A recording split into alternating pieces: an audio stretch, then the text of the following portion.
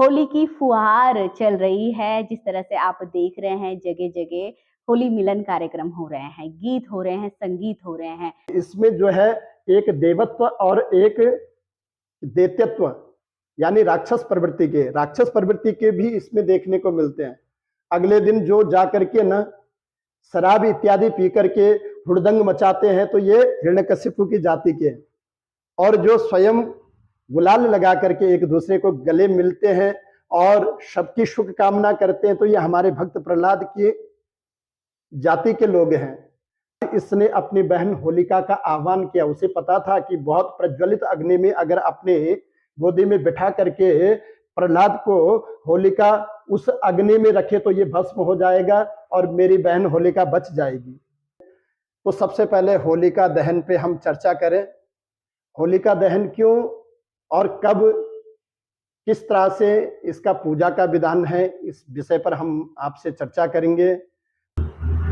नमस्कार, आप देख रहे हैं उत्तराखंड टाइम्स। मैं हूं आपके साथ रेखा भंडारी। होली की फुहार चल रही है। जिस तरह से आप देख रहे हैं जगह-जगह होली मिलन कार्यक्रम हो रहे हैं, गीत हो रहे हैं, संगीत हो रहे हैं।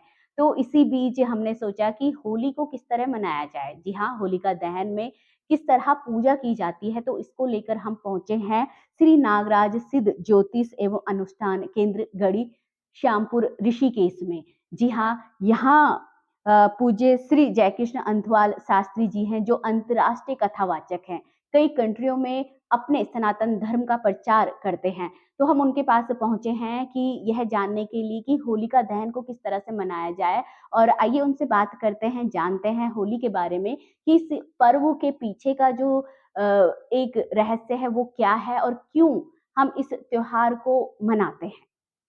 नमस्कार, आप देख रहे हैं उत्तराखंड टाइम्स।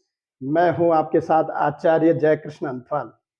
आप देख रहे हैं गढ़ी श्यामपुर नागराज सिद्ध ज्योतिष केंद्र से।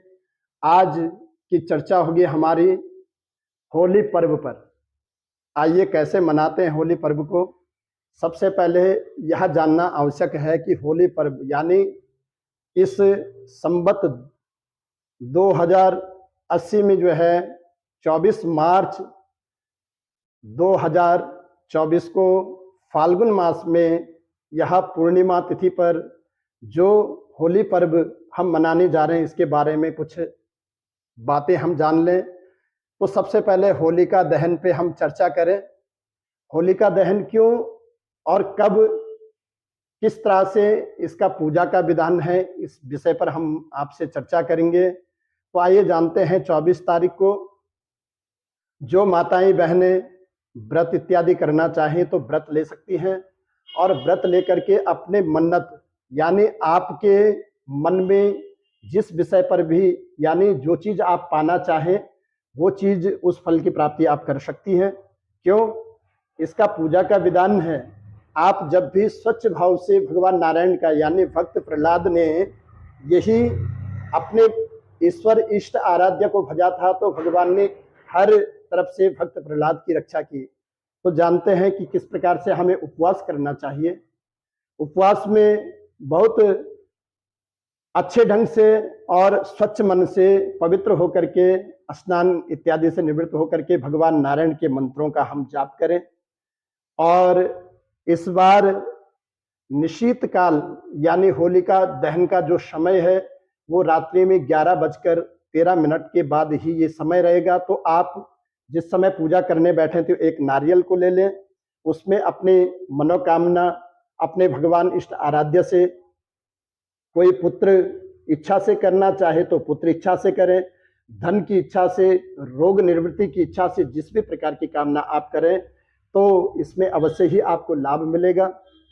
रात्रि को जिस समय जहां पर बहुत सारे लोग इकट्ठा होकर के इस पर्व में सम्मिलित होते हैं, जहां पर होलिका दहन किया जाता है, वहां पे जाकर के आप यथावत उसी समय पर वहां पर पूजा करें। उसी नारियल को जो है वहां पर ले जाकर के गंध अक्षत पुष्प धूप दीप से जो है वहां पर पूजा करें। और पूजा करने के बाद होलिका दहन, आप सभी को पता है कि होलिका दहन किया जाता है। ये होलिका दहन क्यों किया जाता है, इस विषय पर आप जरूर ध्यान देंगे। कि होलिका पर्व इसलिए मनाया जाता है। होलिका है कौन? बोले होलिका है हिरण्यकश्यपु की बहन है कौन? होलिका। होलिका को भगवान ब्रह्म के द्वारा एक वरदान प्राप्त था कि कितनी भी भीषण अग्नि, कितनी भी प्रज्वलित अग्नि उसके समक्ष हो, लेकिन जो भगवान ब्रह्म के द्वारा एक उपवस्त्र दिया गया था चुनरी के रूप में, जब तक होलिका उस चुनरी को ओढ़े रहेगी तब तक अग्नि भी उसका कुछ नहीं बिगाड़ पाएगी। तो अनेकों प्रयत्न देखा, होलाष्टक आजकल जो चल रहे हैं 17 तारीख से और 25 तारीख तक होलाष्टक जो चल रहे हैं, तो ये होलाष्टक इन 8 दिनों में हिरण्यकश्यपु की मति में इतना भ्रम हो गया कि अनेकों प्रकार की यातनाएं हमारे भक्त प्रहलाद को देना चाहा इसने। कभी बड़े पर्वतों से गिरा देना, शिखरों से गिरा देना, कभी नदियों में बहा देना, कभी अनेकों प्रकार की यातनाएं इसने दी।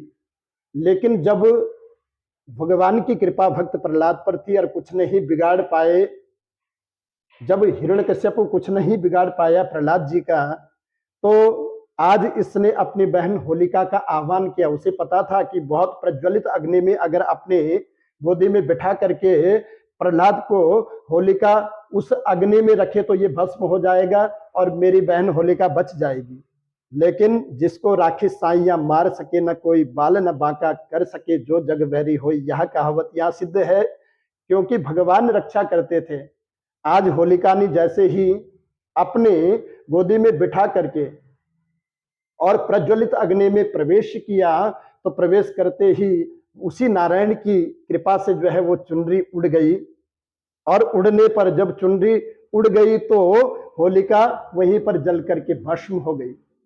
यानी यहाँ भस्म होते ही जब अग्नि शांत होती है तो हमारे प्रहलाद जो है उसी राख में से निकल करके और सुंदर भाव से भगवान का स्तवन करने लग जाते हैं।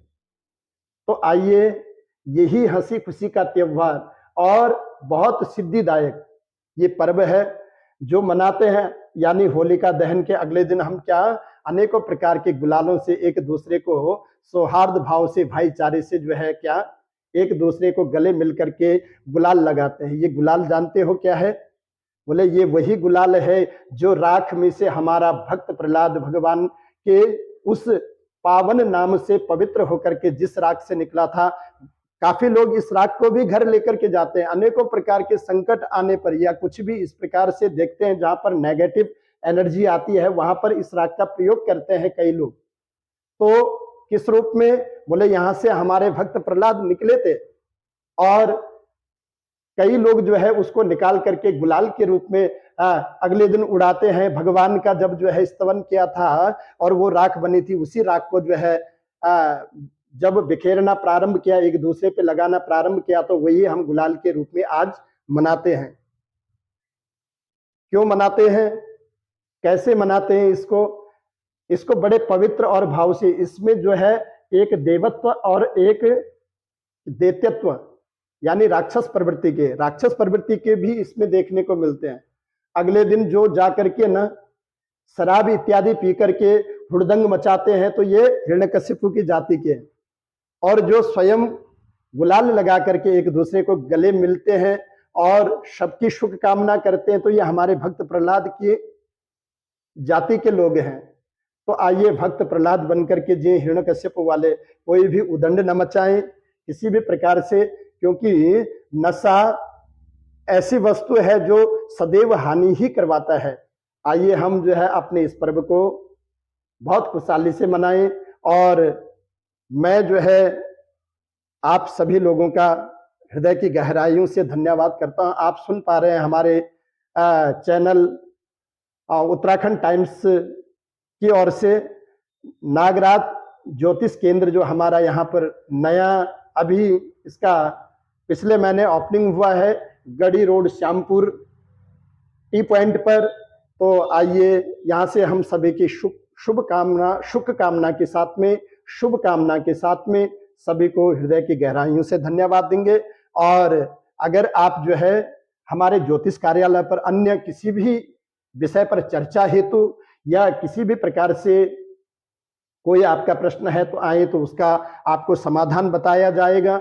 आगे 9 तारीख से फिर कालयुक्त नामक हमारा नया संवत्सर बहुत सारे लोग कहते हैं कि साल बदल गया, हमारा साल अभी बदला नहीं, हमारा साल बदलेगा 9 तारीख को। तो ये संवत्सर जो पिंगल नामक संवत्सर है, इसका यहाँ पर जो है समापन होगा और अगला हमारा कालयुक्त नामक संवत्सर आएगा। कालयुक्त नामक संवत्सर में सभी को अच्छे व्यवहार से, अच्छे भगवान की पूजा से, अच्छे अपने ग्रहों के जाप से, अच्छे आराधना से ही हम इस काल युक्त संवत्सर में एक निरोगी काय बनकर के चलें और सबके लिए सुंदर सोचें। इसी के साथ में जय श्री राधे।